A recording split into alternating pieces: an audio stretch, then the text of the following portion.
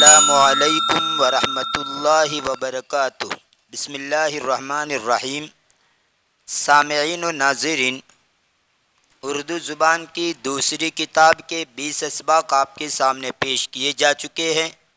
آج کا ہمارا یہ ویڈیو اسی کتاب کا سبق نمبر 21 ہے، جس کا ٹائٹل اور عنوان ہے جب لاڈ چلے گا بنجارہ۔ لاڈ چلنا،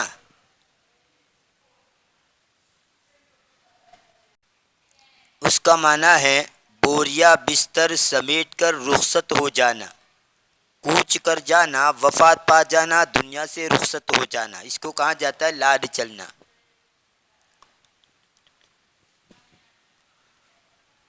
تو دیکھیے، جب لاڈ چلے گا بنجارہ، بسم اللہ الرحمن الرحیم، جب لاڈ چلے گا بنجارہ۔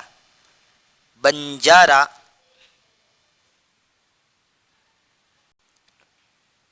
بنجارہ کا معنی ہوتا ہے سوداگر، اور ایک قسم کے خانہ بدوش ہندو۔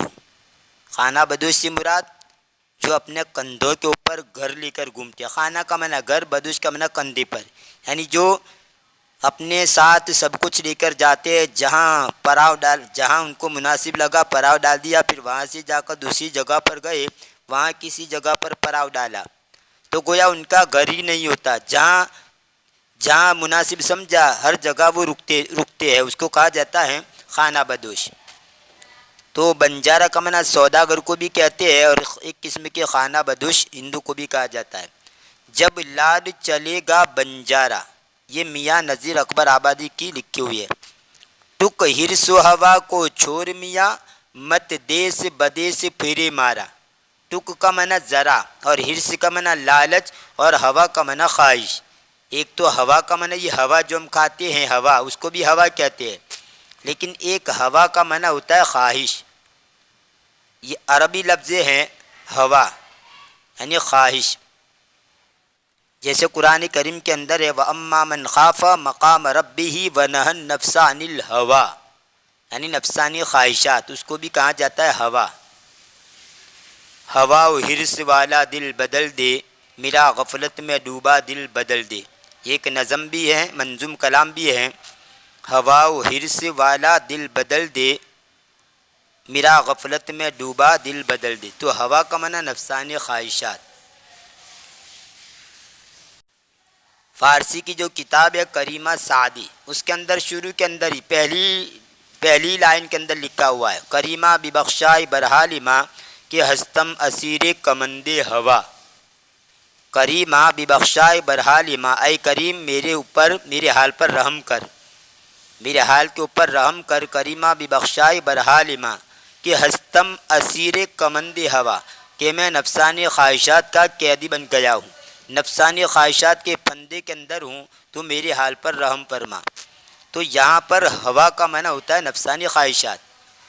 تو ٹک ہرس و ہوا کو چھوڑ میاں، مت دیس بدیس پھرے مارا۔ دیس بدیس یعنی در در، ذرا ہرس یعنی لالچ اور نفسانی خواہشات کو چھوڑ دے، اور ادھر ادھر مارا مت پھر۔ ٹک ہرس و ہوا کو چھوڑ میاں، مت دیس بدیس پھرے مارا۔ قزاق اجل کا لوٹے ہیں دن رات بجا کر نکارا۔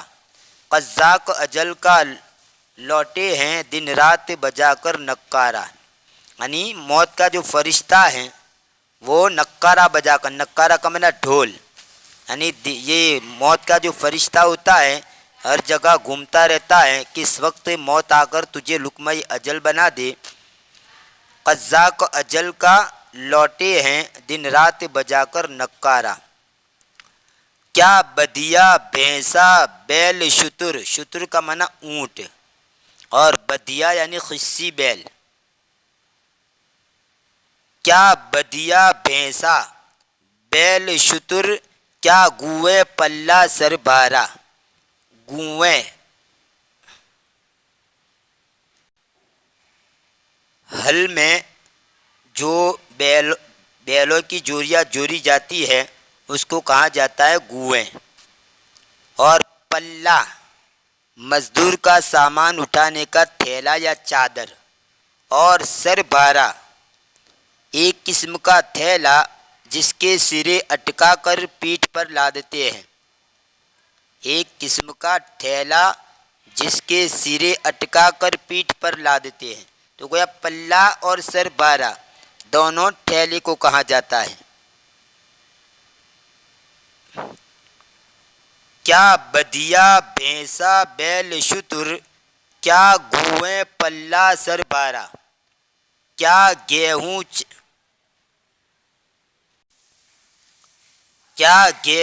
چاول موٹ مٹر، کیا آگ دھواں کیا انگارا.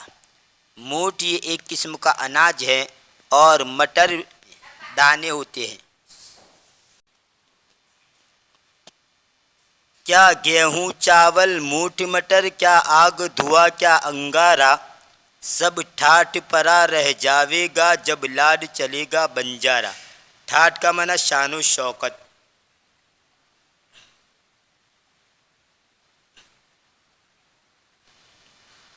تو بدیا لاوے بیل برے جو پورب پچھم جاوے گا. تو بدیا لاوے بیل برے جو پورب پچھم جاوے گا. بدیا خصی بیل کو کہا جاتا ہے. خصی کیا ہوا بیل اس کو بدیا بولتے ہیں. اور پورب پچھم یہ دشاؤں کا نام ہے. پورب اور پچھم یہ دشاؤں کا نام ہے.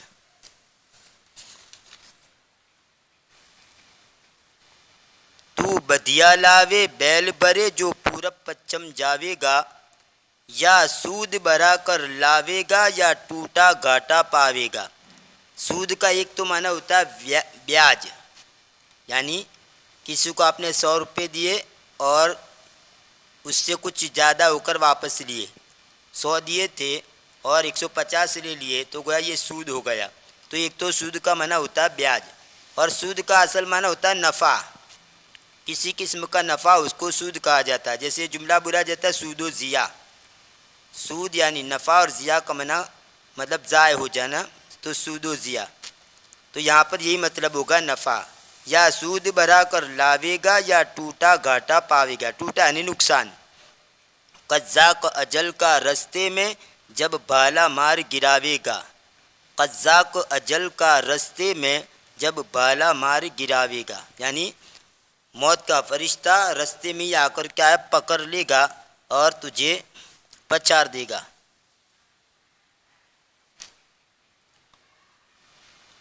دھن دولت ناتی پوتا کیا.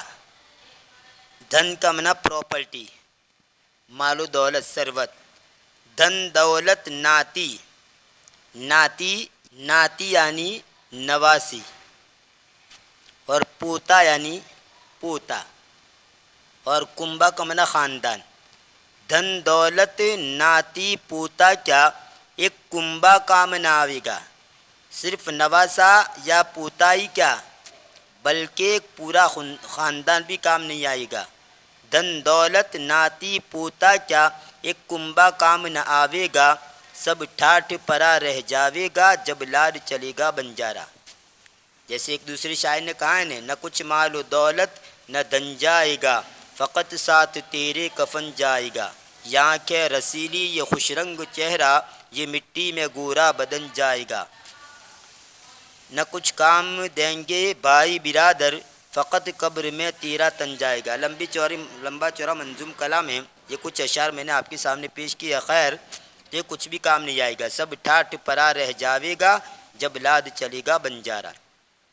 جب چلتے چلتے رستے میں یہ گون تیری ڈھل جاوے گی. گون یہ ٹھیلا ہوتا ہے دو رخی، دونوں طرف سے اس کو مطلب آپ کھول سکتے ہیں. تو یہ دو رخی جو ٹھیلا ہوتا ہے اس کو کہا جاتا ہے بوریا، گون، جس کے اندر ہم گیہوں وغیرہ بھرتے ہیں. جب چلتے چلتے رستے میں یہ گون تیری ڈل جاوے گی، ایک بدیا تیری مٹی پر پھر گھاس نہ چرنے پاوے گی.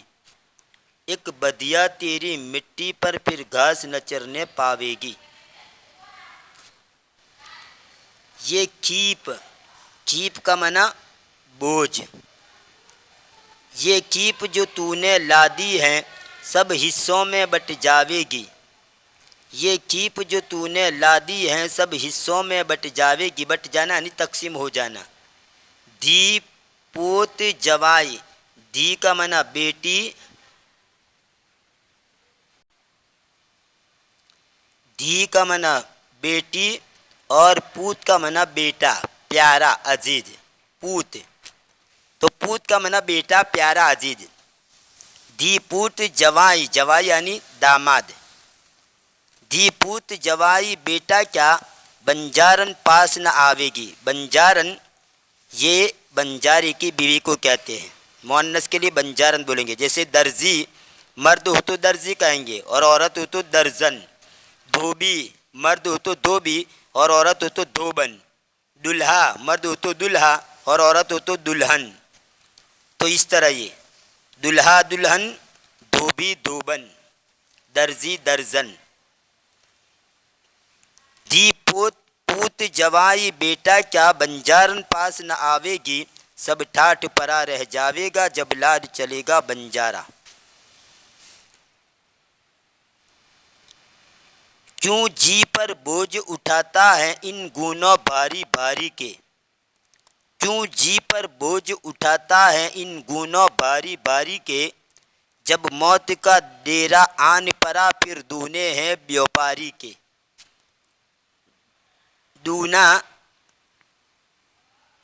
ایک پودا جس کے پتے روئے دار اور خوشبودار ہوتے ہیں، اس کو کہا جاتا ہے دونا، اور اسی پتوں کا پیالہ جو ہوتا ہے اس کو بھی کہتے ہیں۔